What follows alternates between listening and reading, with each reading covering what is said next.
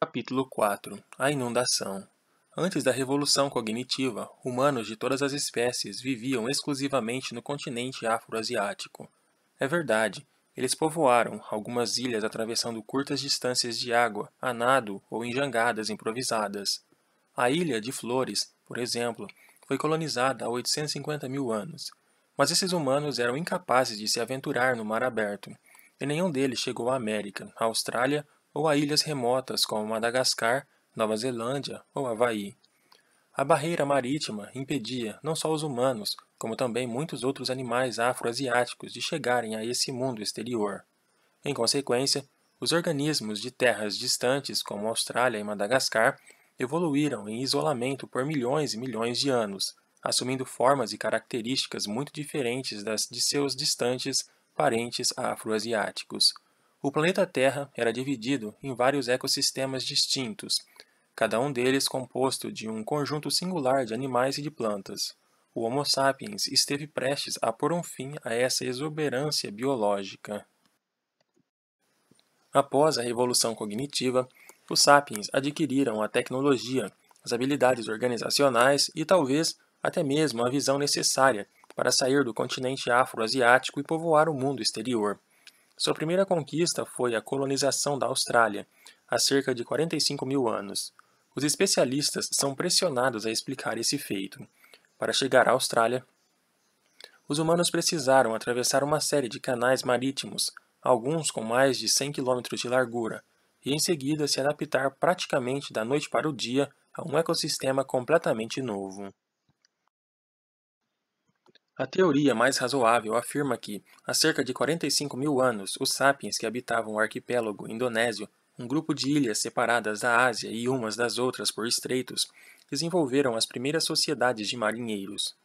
Eles aprenderam a construir e a manobrar navios transoceânicos e se tornaram pescadores, comerciantes e exploradores de longa distância. Isso teria acarretado uma transformação sem precedentes nas habilidades e no estilo de vida humanos.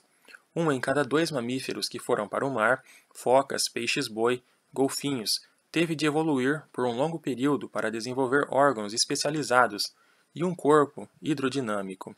Os sapiens na Indonésia, descendentes dos macacos que viveram na savana africana, se tornaram marinheiros do Pacífico, sem o desenvolvimento de nadadeiras e sem ter de esperar que seu nariz migrasse para o alto da cabeça, como fizeram as baleias. Em vez disso, construíram barcos e aprenderam a navegá-los. Tais habilidades lhes permitiram chegar à Austrália e lá se estabelecer.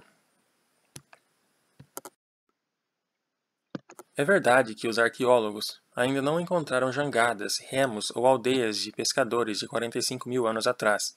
Seria difícil descobri-los, porque o nível do mar, cada vez mais elevado, enterrou a antiga costa indonésia sob 100 metros de oceano.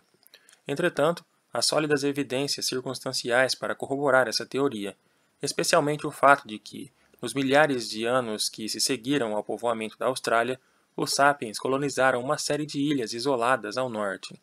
Algumas, como Buka e Manus, eram separadas da terra mais próxima por 200 quilômetros de mar aberto. É difícil acreditar que alguém poderia ter chegado a Manus e a colonizado sem contar com navios e habilidades de navegação sofisticados.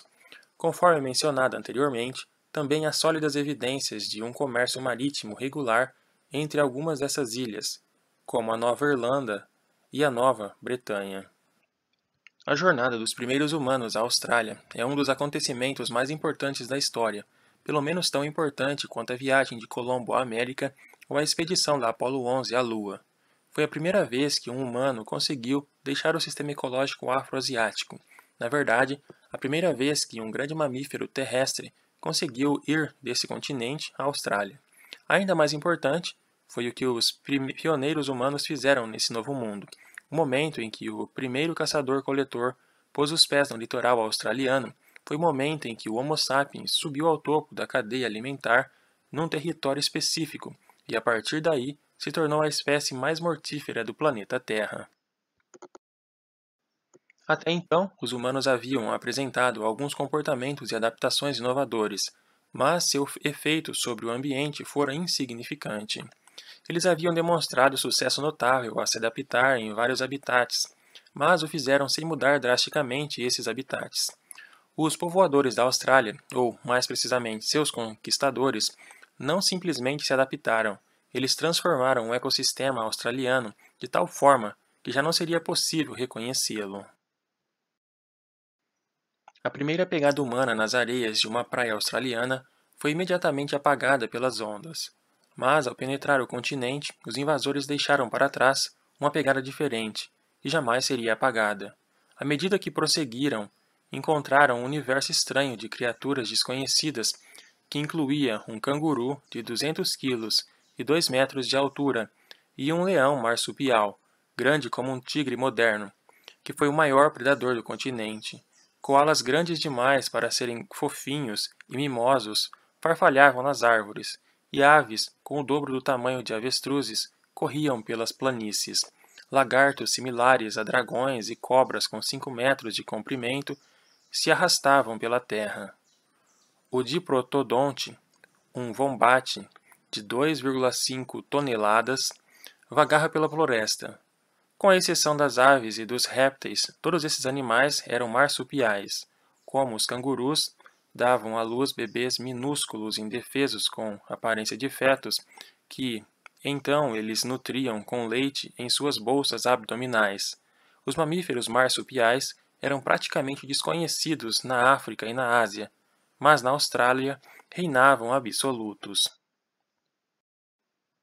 Em alguns milhares de anos, virtualmente todos esses gigantes desapareceram. Das 24 espécies animais australianas pesando 50 quilos ou mais, 23 foram extintas. Um grande número de espécies menores também desapareceu. Cadeias alimentares em todo o ecossistema australiano foram quebradas e reorganizadas. Foi a transformação mais importante do ecossistema australiano em milhões de anos. Foi tudo culpa do Homo sapiens?